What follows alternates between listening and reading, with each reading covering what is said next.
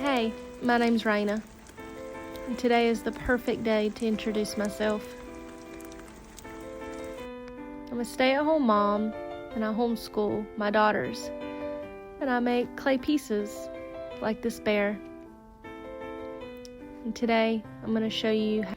So to start off, I am using some rubbing alcohol, and I just poured it on this glass platform. And you can use any piece of glass you have available. Just be careful for the edges. So I wiped it off with a microfiber towel.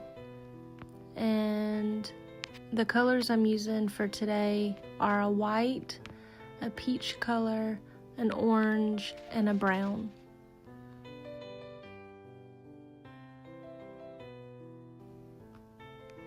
And here I'm just combining the colors together.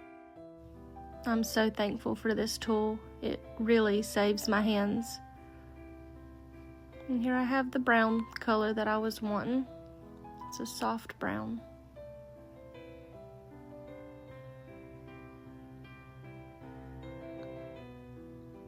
So I just combined the clay more from where I had rolled it out. And I don't have a scale right now, so I'll just be guessing by looking at a previous piece.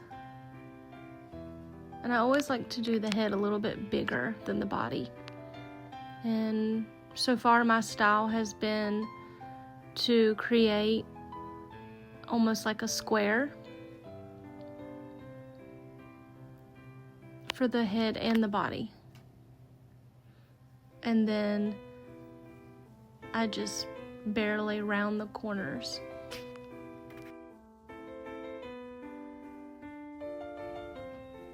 So here I have my two squares, the head piece and the body piece. And I'm just rolling out some for the arms and the legs.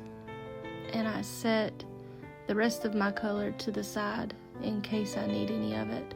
I'll have the exact color.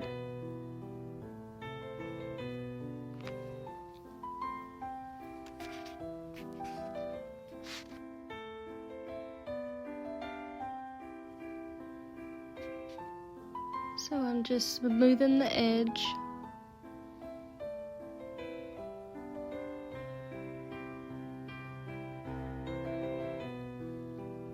And then cutting. These are gonna be my legs. Cute little legs.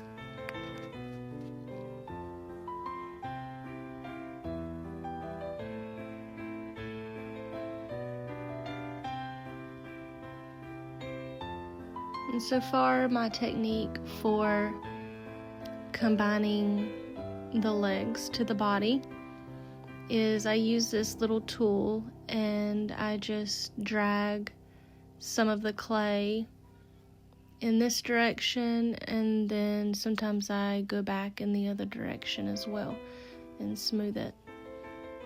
And up close you can see it kind of melts into one another and looks like one piece. And so I'm pretty happy with the size of this. And I'm just taking one more look at it before I decide to combine it. So I don't know what this tool is called, but it has some wire brushes, and I'm just using that to score both sides, the head and the body, to disturb the clay and make a bunch of little pieces for it to easily melt into one another, I guess. I feel like I'm explaining this really well. These are all technical terms, I'm sure. So I have the bear combined. I have a head, a body, and the feet. And I'm just double checking with the size. And that's close enough. See?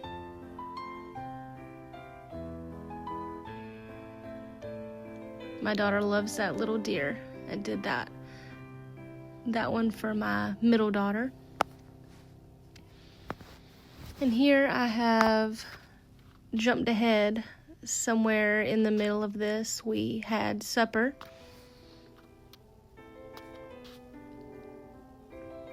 And here I'm measuring out the arms. I did a light blue cozy coffee cup for this bear to be holding on to.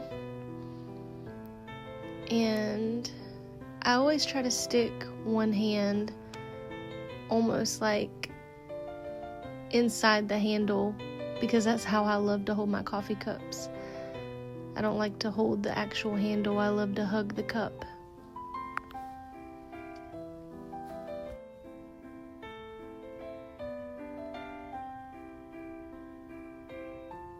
So I'm just checking on both sides to make sure my arms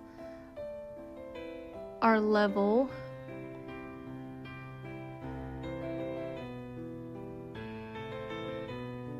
And I also try to make sure they stick out the same length, because sometimes when you smooth it, one arm can get longer than the other. And again, I'm using this technique that I have no name for other than melting the arms into the body, and I smooth over it with my fingertip, and so far it's been working pretty good. If you know of another technique, I would love to hear, actually.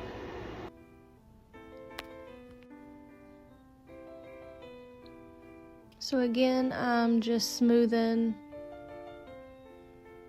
some spots. I've went over the bear with a Q-tip, dampened with some alcohol to remove some fuzz. I'm not sure why I have got a bunch of red spots on this particular piece. I don't know if it was the color or what, but I had a hard time getting a red spot out on the back of the head, and I believe I created a little dent from scrubbing. But here's the finished piece, and this one will be just staying home with us. So if you have any techniques, I'd love to hear them. Thanks for watching, and remember, life is hard. It's okay to live softly. Fly me to the moon.